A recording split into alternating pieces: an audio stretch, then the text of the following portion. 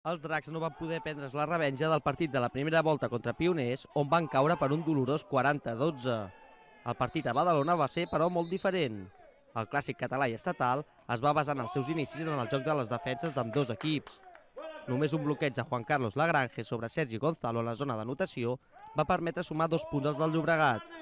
A partir de llavors i fins al final del tercer quart, les defenses van impedir qualsevol jugada d'una o altra banda.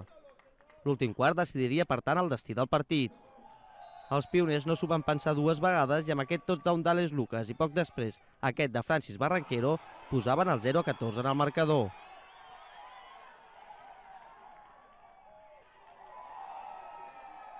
Els Dracs van reaccionar amb una anotació d'Enric Córdoba, però va ser massa tard i els badalonins van acabar sumant la 5a derrota en la Lliga, la tercera consecutiva. La manca dels estrangers lesionats Tucker, Scholl i Lockwood segueixen pesant en l'equip d'Òscar Calatayud, que ara compta, però, amb un darrer fitxatge, Bert Wigham, que també reforçarà la línia defensiva dels Dracs en el partit que jugaran a Itàlia contra els Parma Panthers el proper cap de setmana.